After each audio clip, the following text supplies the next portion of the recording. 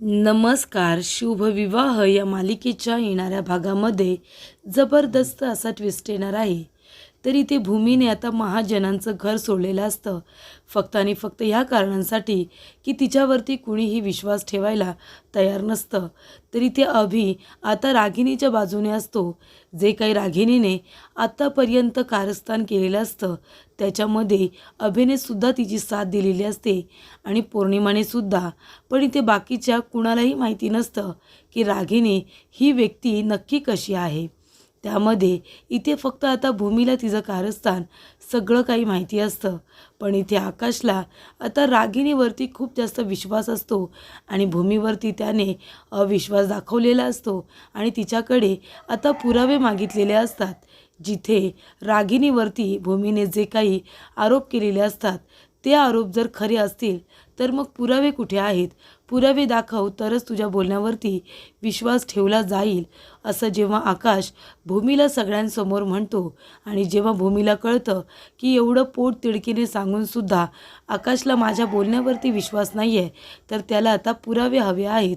आणि त्यामुळे इथे भूमीच्या लक्षात येतं की आता इथे थांबण्यात काही अर्थ नाही आहे, कारण इथे स्वतःचा नवराच आता माझ्याकडे पुरावे मागतोय, मला खोटं ठरवतोय आणि माझी बाजूसुद्धा घेत नाही आहे. त्यामुळे भूमी म्हणते की आकाश, आता मी या घरामध्ये तेव्हाच पाऊल ठेवेन जेव्हा रागिणी आत्यांच्या विरोधामध्ये मी ठोस पुरावे घेऊन येईन. तोपर्यंत मी इथे आता पाऊलसुद्धा ठेवणार नाही आहे. आणि ती घर सोडून जाण्याचा विचार करते आणि नुसता विचार करत नाही तर घर सोडून जातेसुद्धा. आणि आकाशला म्हणते की हे सगळं मी तुला प्रोटेक्ट करण्यासाठी करते. फक्त आधी माझा आकाश माझ्याबरोबर होता माझ्या लढाईमध्ये, पण आता मी एकटी आहे आणि एकटी असले ना तरीसुद्धा ही लढाई मी लढून दाखवेन आणि जिंकेनसुद्धा. तेव्हा आता भूमीने मनाशी गाठ बांधलेली असते. जोपर्यंत रागिणीचं सत्य संपूर्ण घरासमोर आणत नाही तोपर्यंत शांत बसणार नाही. त्याआधी इथे भूमी एक काम करते. ती सगळ्यात आधी आकाशचा गैरसमज दूर करण्याचा प्रयत्न करते. ते म्हणजे असं, ज्या वेळेला आता क्लिनिकमध्ये भूमीची अपॉइंटमेंट असते ते भूमीला तर माहितीच असतं, कारण भूमी जरी आपल्या बाबांकडे गेली असली तरीसुद्धा ती बाळाची काळजी अगदी व्यवस्थितरित्या घेत असते. आणि रागिणीला एक्सपोजसुद्धा तिने कशासाठी केलेलं असतं, फक्त आणि फक्त तिच्या बाळासाठीच तिने हे सगळं केलेलं असतं. त्यामुळे भूमी तर बाळाची काळजी अगदी व्यवस्थित घेतच असते. जरी ती आपल्या वडिलांच्या घरी गेली असली तरीसुद्धा ती क्लिनिकमध्ये चेकअपसाठी जाणारच असते. मात्र इथे क्लिनिकमधून आता रिसेप्शनिस्ट आकाशलासुद्धा रिमाइंडर कॉल करतात आणि म्हणत असतात की भूमी महाजन यांची आज अपॉइंटमेंट आहे, तुम्ही त्यांना चेकअपसाठी घेऊन येणार आहात ना. तेव्हा इथे आकाश आता गप्पच बसतो आणि म्हणतो हो आम्ही येणार आहोत. आणि फोन ठेवल्यानंतर इथे आकाश आपल्या मनामध्ये विचार करत असतो की भूमीची आज अपॉइंटमेंट आहे, जाऊ का मी भूमीला क्लिनिकमध्ये घेऊन की नको जाऊ. तेव्हा इथे आकाश विचार करत असताना इथे भूमी आता क्लिनिकमध्ये जायलासुद्धा निघालेली असते. आणि ती मानसीला फोन करते आणि म्हणते की मनू, तुला माहिती आहे का, मी आणि आकाश आम्ही दोघंजणं मिळून बाळाची अगदी व्यवस्थित काळजी घेणार होतो गं, म्हणजे छोट्या छोट्या गोष्टीसुद्धा आम्ही मिळून करणार होतो. पण आता आकाश तर काही येणार नाही, पण मी स्वतः माझ्या बाळासाठी आता क्लिनिकमध्ये चालले चेकअपसाठी.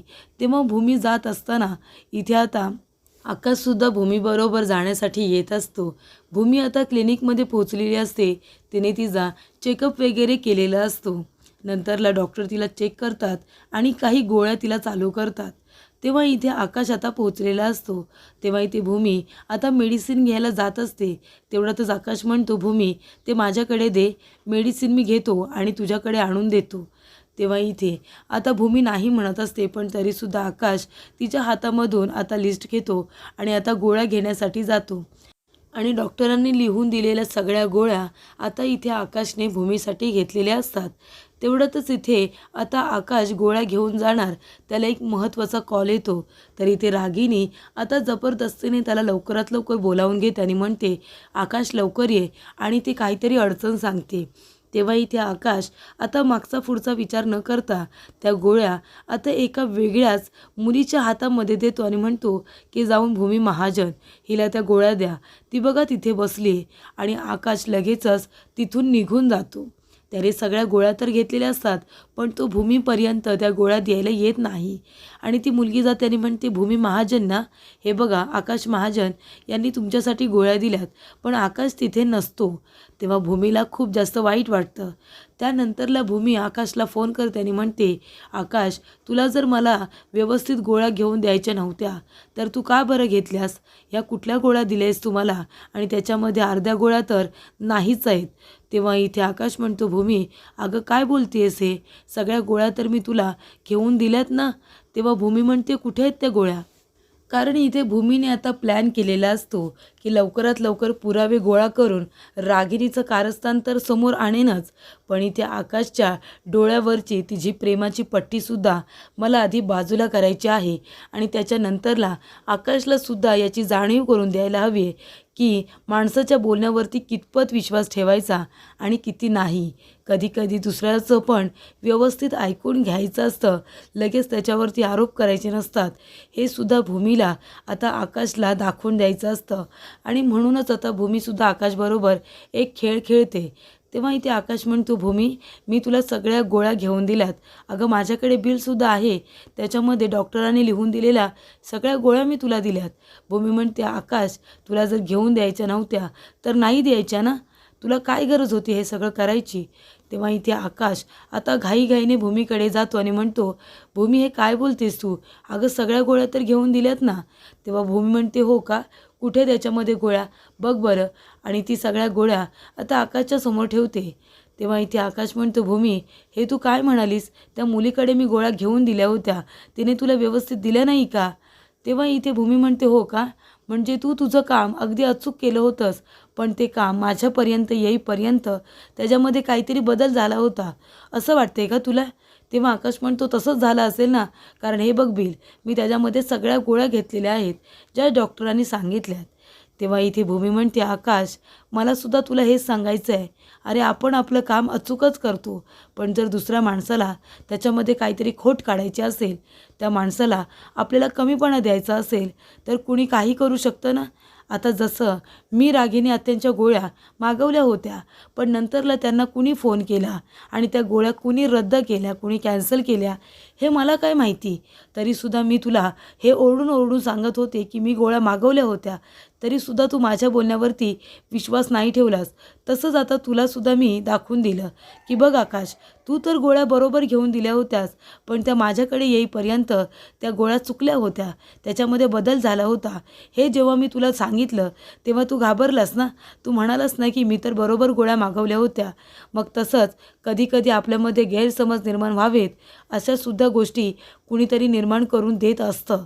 तेव्हा इथे आता ही एक गोष्ट आकाशला पटलेली असते. तो आता गप्पच बसतो आणि सरळ तिथून निघून जातो, पण आता सारखा सारखा त्या गोष्टीचा विचार करत असतो.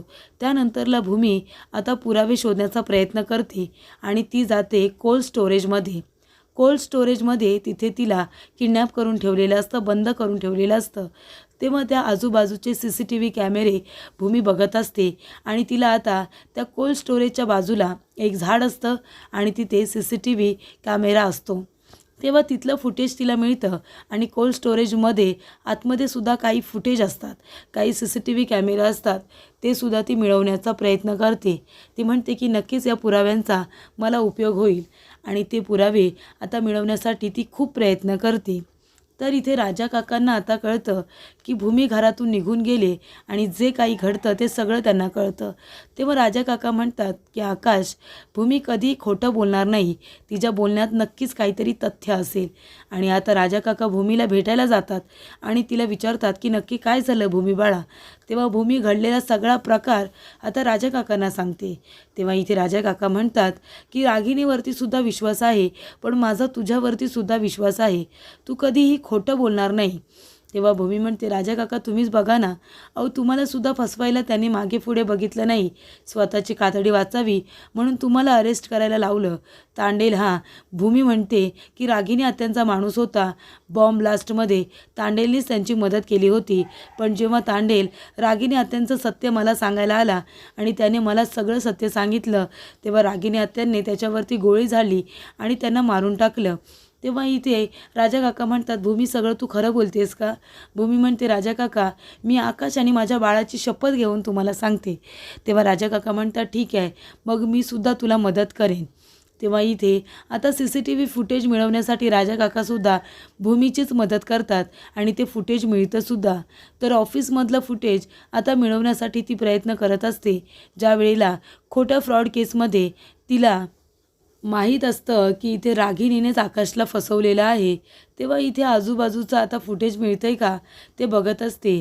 तर इथे ऑफिसमध्ये काही लोकांना माहितीसुद्धा असतं की हे काम अभिचं आहे, कारण त्यातला एक पिऊन त्यांच्या हाताशी असतो, त्याने पैशासाठी त्यांची मदत केलेली असते आणि त्याला आता इथे भूमीने शोधून काढलेलं असतं.